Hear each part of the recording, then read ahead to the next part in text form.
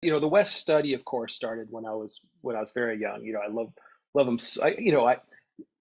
I talk a lot about, I saw this video of West. There wasn't, when we were kids or kids into young adults, there wasn't a lot of footage of West playing.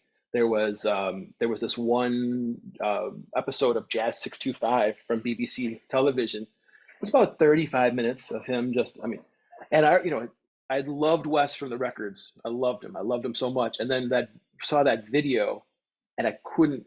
We talk about this a lot, where it's like I couldn't believe the ease and the joy but he was also just so great, and watching the thumb live in this video, or recorded the video of the thumb, just blew my mind. And so I remember we were always rewinding the tape, and the tape was fuzzy because it was dubbed over 100 times. Hey everybody, it's Mike Jeffers, Chicago Jazz Magazine, chicagojazz.com, and welcome to another episode of Around Town. Today, I have got Tim Fitzgerald. Of course, everyone knows Tim. He's been in the Hot Dog Show. He was at the Talking Jazz Show at the Hot Dog Stand.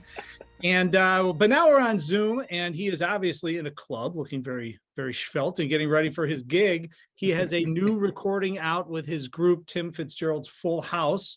And the name of the recording is Tim Fitzgerald's Full House. And they are going to be celebrating the release of that November 18th and 19th at the Green Mill right up there at Broadway and Lawrence. So let's talk all about the recording, about the group, and of course about the release party. Tim, welcome to Around Town. Thanks for jumping on for a minute. Mike, thanks. And I got to say, you still handsome guy, even without hot dog and fries in your face. I kind of didn't recognize you at first, but now I'm there. Honestly, I miss the hot dog, but I'm okay. Good news. I just worked out a deal. We're going to start doing in-person things at another place in Bridgeport, and it's going to be great. So stay tuned. The dogs are okay. Might be more meatball sandwiches. We might be doing meatball sandwiches, but get ready. Okay, be careful what you wish for. I just learned that lesson. It's back. All right, so you and I could talk about a lot of other things for hours and hours and hours, which we will do. Yeah. November 18th and 19th over at the Green Mill on your set breaks. So let's talk about this. Now you've had this recording. Well, first you've had this group, Full House. You put this group together several years ago, which obviously Wes Montgomery is a huge influence on you, and someone you studied deeply, and you put out that great book about with his transcriptions, which we'll talk about for a second. But then you put this group together, which is kind of an interpretation of Wes's tunes with a full horn section, and of course a ripping rhythm section and everything else. So let's talk a little bit about the new recording and how you decided. I know you've been playing live a lot, but you finally decided to put this thing down and record it and put out an album with this group. Oh yeah, I mean, it's a long-term project. I mean, as you said, the West study, of course, started when I was very young. I love him. I talk a lot about, I saw this video of West. There wasn't, when we were kids or kids into young adults, there wasn't a lot of footage of West playing. There was this one episode of Jazz 625 from BBC television. It was about 35 minutes of him I loved Wes from the records. I loved him. I loved him so much. And then saw that video, and I couldn't. We talk about this a lot, where it's like I couldn't believe the ease and the joy but he was also just so great, and watching the thumb live in this video, or recorded the video of the thumb, just blew my mind. And so I remember we were always rewinding the tape, and the tape was fuzzy because it was dubbed over 100 times, and it was And that is what actually became the book, because I spent a lot of time. I remember thinking, this is many years ago, it's like, oh, I wish someone had transcribed this, because I would love to play and I was like, why don't I do it? I should transcribe it. And it took a long time. I spent a couple of years with that 35 minutes, because also the technology, it's just very, very slow going.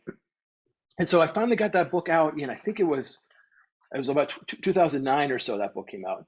Mm-hmm. And so I'm still loving Wes's music and loving Wes and getting deeper into it all the time as I'm growing as a musician. And in 2015, had the idea to put some of this material to a band and to a horn section. And so one of the goals of this band was to kind of reimagine Wes's music for us, and to do our own thing with it, including, you know, it's all almost all Wes songs, compositions themselves, and are arranging the melodies. But also, I don't know if all your viewers know, but Wes was really famous. One of the things he was famous for were these 4-note chord solos. So on the guitar, he'd start off, he'd be playing single notes, then he'd switch to octaves and build, and he would build to these chord solos, which were really magnificent. You know, they Yeah. sound great, they're funky, they're clever, they're interesting, they're soulful. And so what I did is I took some of those solos and put them to the horns. So when I'm playing, so I'll be soloing on the record, and my solo is hopefully growing and growing. And then at the end of my solo, we'll come in, the horns will join me, and then we'll play Wes's chord solo together. And we call that a soli. That, so the solo all together becomes soli, S-O-L-I, and it's like the range. And that's kind of one of the special things about this group, is that we've got these solis. Yeah. And that we started playing in 2015. 2017, we played Chicago Jazz Fest. 2019, we started the record. Something happened in 2020. I don't know what. Something big. I heard about something. I don't know. It was I don't know. A lot of people weren't out that much anymore, but you know, it's something. Yeah, we got off track. My bad. And then we came back, and I finished in 2021, and then the record is finally out now in 2022. So it's a long-term project for me, for sure. Well, and also, I mean, just talking a little bit about the book and about the transcription of it, I mean, I remember talking to you about this in depth, but I mean, you were very meticulous, because, you know, you're talking about his thumb, you're talking about all these different, there's so many little nuances that you caught that, you know, if somebody was just whipping through it, maybe they could transcribe it, but it wasn't really a true transcription of exactly what was there. And you made a very, very determined effort to make sure you got every nuance that you could possibly get, I think, with that book. And then when you listen to the music with this group, Full House, you hear those nuances, because I know that you arranged it. I mean, I could hear it. I remember we had you at the Deer Park Jazz Fest one year. Oh, right, of course. Everybody loved it. And but it was because of the way all those nuances were featured in the music and in the arrangements, and of course with the rhythm section you've got and everything else. But I mean, that makes a big difference, because you're not just schlepping through Wes Montgomery tunes. You're very, very meticulous about it. I mean, talk a little bit about just the arranging aspect of putting something like this together, making sure all those nuances are there. Well, you know, I think when it comes back to the book and the transcription, one of the advantages I had, and what I was so lucky to work with the video, because, you know, I don't know if you know, but, you know, guitar can be a very redundant instrument. There's a lot of different ways to play the same note. Different, you know, the C can be, middle C can be here, it can be here, it can be all these places, which finger, and with the video, there's not much of a doubt. It's like he's playing it right here, he's using this finger, and there were a lot of surprising moves from Wes. I mean, even those of us who thought we kind of knew what he was doing physically, I thought a pretty good idea.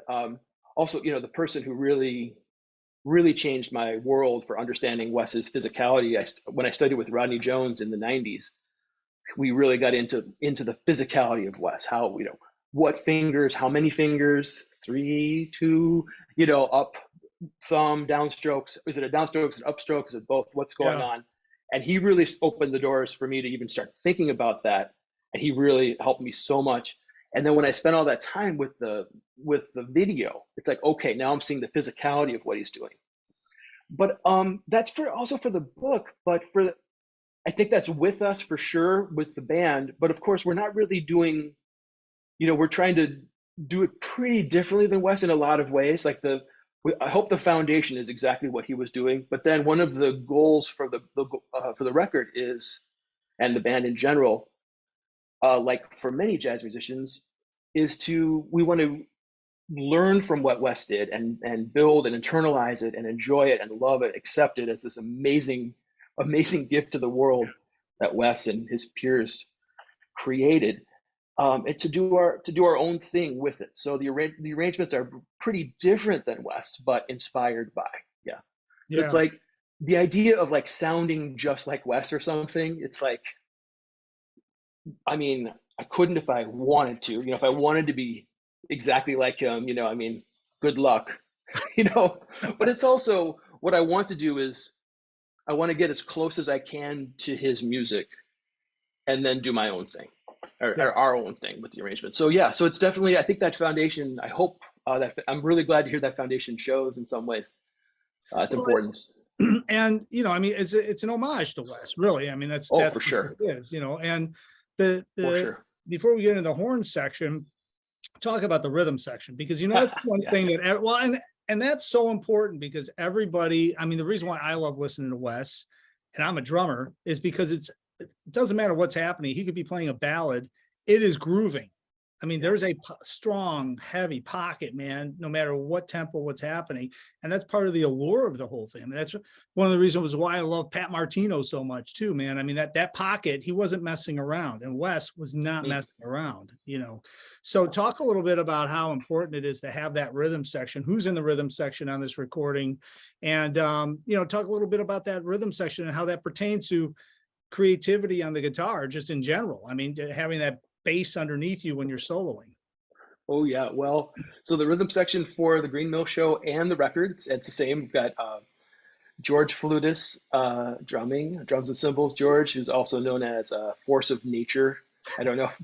He's I mean, powerhouse. I mean, he's really. I mean, I don't know. For your listeners that don't know George, I mean, who did he not play with? One of these guys that's, he was Ray Brown's drummer for several years. I heard him with Cedar Walton. I heard him with Dr. Lonnie Smith. I heard him with. It's ridiculous. He was who he's played with over the years, and always doing it from Chicago. Interestingly, Right. it's like, Yeah. yeah, He never and left. right. I mean, incredible, around the world with all our heroes. Um, and then Christian Dillingham, who's amazing on bass, and Tom Waits on piano, also amazing. My favorite guys, some of my favorite guys to play with. Period. I'm again really lucky for the record, and because I did get great guys. It's like Yeah. really, I mean, in the band, everything. Christian's been with it both of just since the very first show. George as well, and Tom. Those guys, they propel for sure. I mean, yeah, George's, but the same. The Christian, Tom, they put forward kind of an incredible feeling underneath and behind. And when everything is just right for me, if I'm relaxed and playing well, I actually can just sit right there. I mean, they do it. And I just sit there and create. Yeah. It's kind of amazing feeling to play on top of those guys. Also, I noticed something. A lot of these guys, when they get in the studio, there's another gear. Or also for the big festivals, another gear. Yeah. It's like, I think that's probably how it was with all the masters. They came to play at George sits down in the studio. It's like, oh, it's on.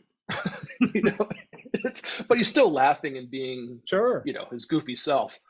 But it was really fun to record. Well, and that makes a big difference too. I mean, this is a little bit off the Wes Montgomery topic, but it pertains to it. I mean, especially with somebody like Wes, or you take any of the greats, now. There's another gear that these guys can just walk in and bam, it's like on. And yeah, I mean, I experienced that. It took me a while just to get used to being able to play at that high level right away. You know what I mean? Like it's like, oh yeah, okay, cool, game on, here we go. I mean, and if you're not hanging, you're definitely not hanging. You're noticeably not hanging if you're not hanging right off the bat. So it takes a lot. And that's some of the things that some of the younger musicians I don't think have ever experienced. And to get to that, just wham, I mean, they could have traveled for 15 hours that day and they got to play a gig.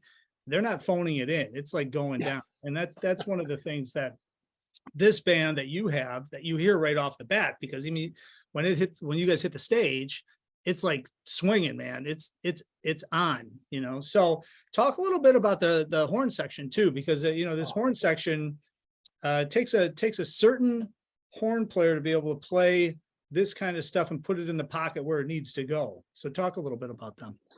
Sure. Well, on the recording, we have Victor Garcia on trumpet, Greg Ward on alto, and Chris Madsen on tenor.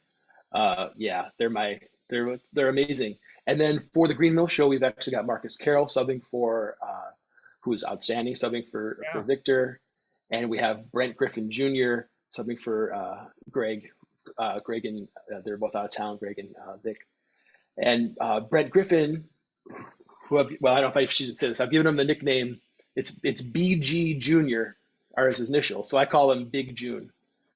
And I don't know, maybe you could edit that out, I guess. It's staying in, man. Everybody's going to start calling him that, man. It's not nice. It's Big June. Yeah, he's great. I love his playing so much. He's very free, like Greg. He's very free and also super swinging, and also knows so much great language. But got that free spirit.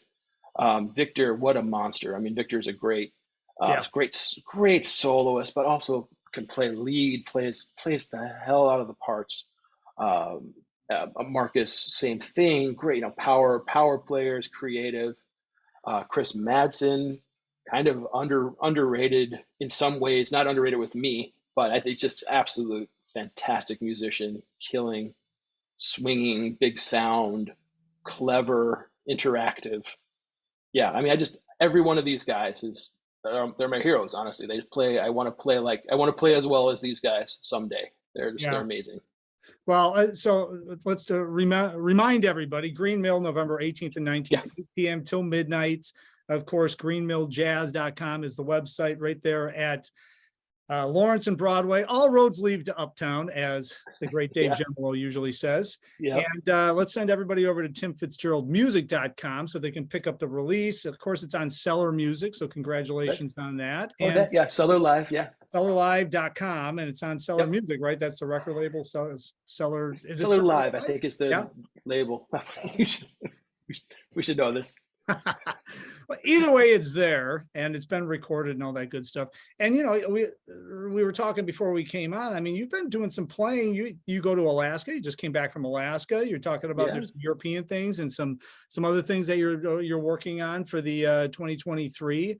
And putting this thing out, you're probably going to get some festivals, and of course, you're who knows, maybe you'll get a Grammy nomination. This is being submitted for certain things for that, so congratulations on that. Thanks. But what outside of the mill and all that, I mean, are you planning maybe like 2023, trying to get out on the road with this group and doing some things? Absolutely, yeah. We just yesterday we're working on just got word that we're going to be in Istanbul in April 2023. Wow. So that's pretty and it'll be a smaller, we're not bringing the whole band, just we're gonna have some of us will go kind of thing. It's a smaller, but headed over. It's been great. So this fall, we played in Alaska again, as we do. We'd love it up there. Homer, Alaska. We love Homer, Alaska. And then I came back and I got to play a couple concerts. Went down to Memphis. And then I went to Little Rock, actually North Little Rock, Arkansas. The guitarist Ted Ludwig brought me down for his series. He's got series down there.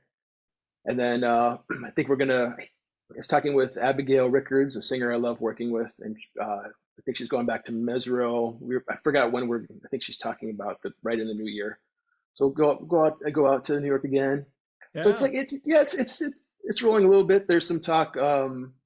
There's a talk about something maybe in Rome and something maybe in Athens as well. So we'll see what's it's just starting to go. It looks really fun, honestly. I always have a blast in Alaska. I had an amazing time in Memphis and Little Rock.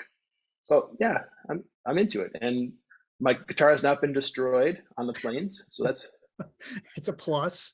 That's positive. That's kind of that's a whole other story. That's a real specific jazz guitar discussion. How to get the guitar on the plane and all those strategies. But I have to check my cymbals because they won't let me through security with the cymbals. Yeah, it's gotta be stressful. And you just hope they're there when you get off. Yeah. And I guess have a backup plan and insurance and all that stuff. But I'm good at playing drums without cymbals, so we'll just have a little quieter night. Really? Okay. Yeah. That's cool. Yeah. Well, anyways, all right. See, we're going to digress and then it's going to go south. So we're going to stay on point here. Okay. Okay. We haven't gone south yet. That's good. Focused on the Green Mill here. So November 18th, 19th, greenmilljazz.com. And of course, timfitzgeraldmusic.com. guys, you can listen to this thing online, you can buy it, you can get the digital release, all that stuff, but seeing them live and seeing them play this and seeing them blow their solos and all interact in a live setting is you have to see it live. So November 18th and 19th, they're at the Mill. Don't miss it. Tim, as always, thanks for being on, man. Congratulations on this recording. Congratulations on the whole project. I've watched you since the beginning of this thing with your transcriptions all the way through. So can't wait to see what happens. I can't wait to see the next, what happens next, because I think there's some big stuff coming in 2023. So wonderful. Mike, thanks. It's always great to talk to you. We could go on for a while. Thanks. I appreciate that. Yeah, man, definitely. And of course, thanks to everybody for watching, and all the information about all things Chicago Jazz at chicagojazz.com. We got a new membership, Jazz Gold membership, which is free to join. You're going to get lots of great free stuff. So be sure to hit that up on chicagojazz.com. And until next time, hopefully I will see you all somewhere out on the scene.